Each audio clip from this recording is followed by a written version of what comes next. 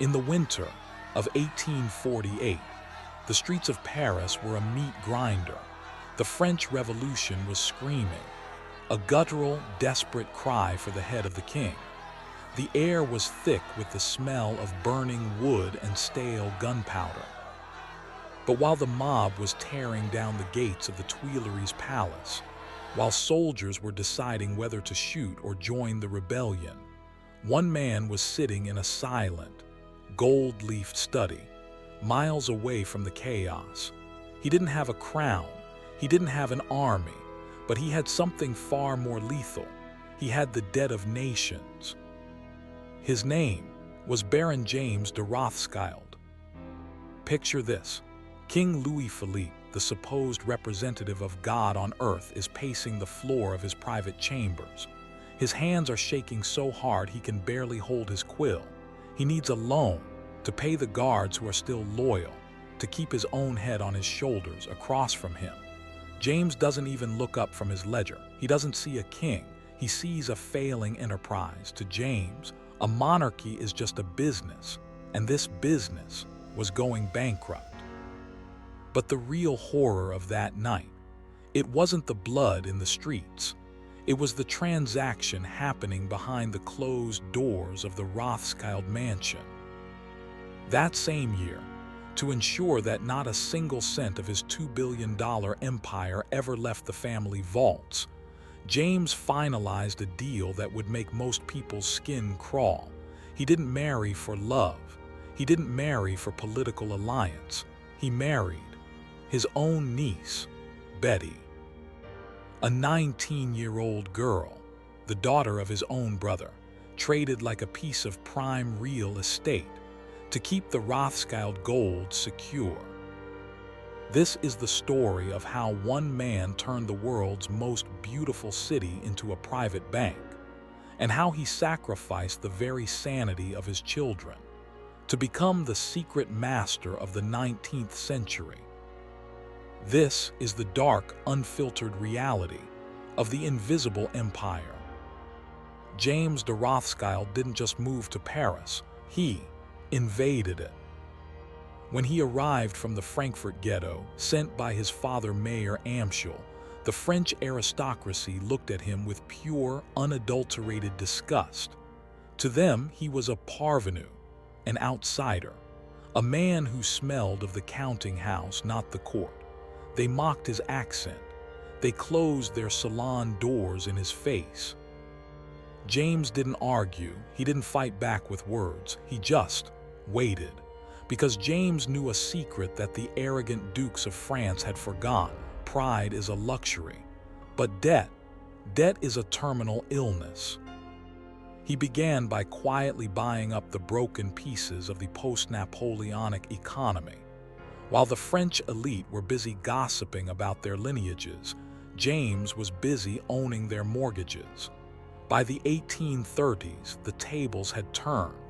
If the French government wanted to build a bridge, they had to sit in James's waiting room. If the army wanted new rifles, they had to sign James's promissory notes. He didn't just lend money, he weaponized it. James cultivated a network of spies and couriers that made the official government channels look like a joke.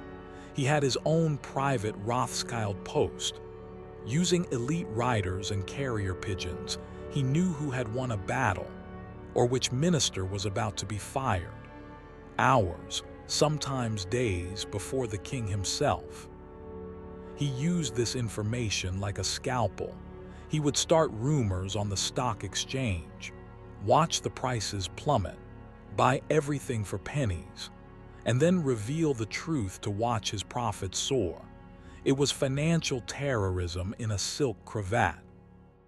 By 1840, James had moved on to the ultimate prize, the railways.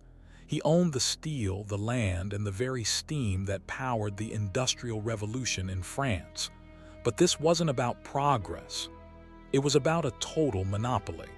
He dictated which cities would become hubs of wealth and which would wither and rot, based entirely on where he laid his tracks. While the working class of Paris lived 10 to a room, While children were dying of cholera in the gutters, James was building the Château de Ferrières. Imagine a house so massive, so decadent, that it made the Palace of Versailles look like a farmhouse. It had 65 guest rooms. The kitchens alone, hidden underground to keep the smell of cooking away from the nobility, cost what would be $20 million today. He had 12 miles of private forest, just for hunting parties. He hosted balls where the champagne flowed like water, and every guest ate off solid gold plates. Emperors and prime ministers would sit at his table, laughing at his jokes, while secretly knowing that with one stroke of his pen, James could bankrupt their entire country. The irony was sickening. A man who started in a cramped, dark ghetto was now the man who decided which slums in Paris would be bulldozed to make room for his grand boulevards. James had reached a level of power that no king in history had ever touched. He was the king of credit. But as he looked at his growing children, a paralyzing fear began to take hold. If his daughters married French dukes, or his sons married English socialites, the Rothschild fortune would be carved up. The gold would leave the vault. The empire would bleed out into the world. James gathered his 4 brothers from across Europe. They met in secret, and there, they drafted a blood pact. A rule so rigid and so unnatural that it would stain their family for a century. He wasn't just planning a wedding, he was planning a genetic coup. But as the first Rothschild cousin marriages began, as the gold stayed locked in the family, something dark started to stir in their lineage. A price that even all the gold in the world could not pay.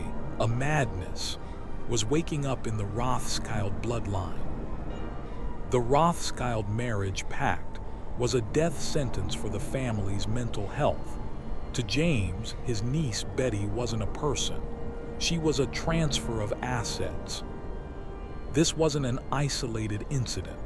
Out of 58 Rothschild marriages in the 19th century, exactly half were between first cousins, uncle to niece, brother to sister-in-law.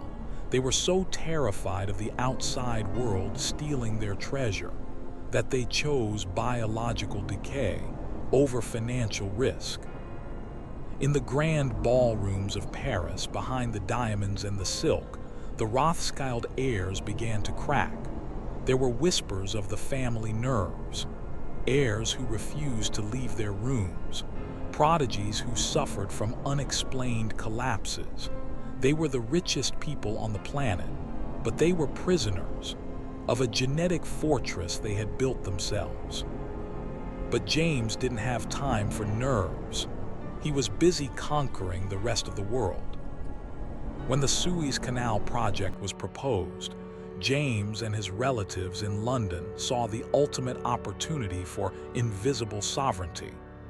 They didn't send an army to Egypt. They sent a loan. They lent the Egyptian Khedive millions at interest rates designed to fail. It was a trap, a financial ambush. When the Khedive couldn't pay, the Rothschilds moved in. They didn't just take the canal, they took the country's future. Every ship that passed between the East and the West, every ton of spice and silk, paid a tax to the Rothschilds. The money math is almost impossible to comprehend. When James died in 1868, his personal liquidity, money he could spend in a single day, was estimated at over $350 billion in today's currency. He wasn't just a billionaire. He was the central bank of the world. But his deathbed, it was a cold, lonely place. He had spent his life building a machine that turned human suffering, war, and even his own family's blood into gold.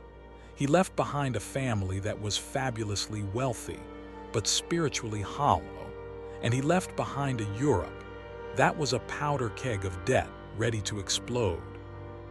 James de Rothschild didn't just build a bank, he built the blueprint for the world we live in today. He proved that if you control the flow of capital, you are more powerful than any law, any border, or any god. He was the first truly globalist architect, a man who realized that a nation's flag is just a piece of cloth, but a debt contract, that is a chain. The tragedy of James isn't that he was a villain in a storybook, it's that he was perfectly, chillingly, rational. He looked at a world of humans and saw a world of numbers. He saw his own niece as a strategic merger. He saw a war as a high-yield dividend. Today, we are still living in the house that James built.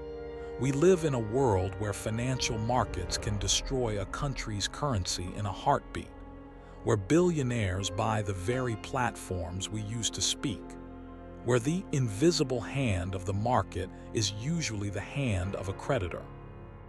James de Rothschild died as the richest man on earth, but he left the world a much more dangerous place. He proved that you can own everything and still be a slave to the very gold you've gathered.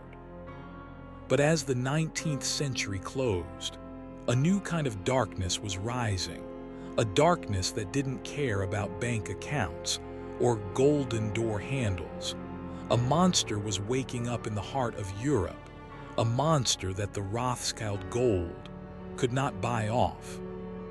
The family had spent a century becoming the masters of the world, but they were about to find out what happens when the world decides to burn the bank down, with the bankers still inside.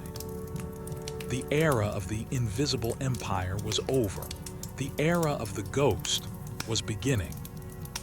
In our next chapter, we watch as the most powerful family in history meets the one thing they couldn't bribe, the 20th century.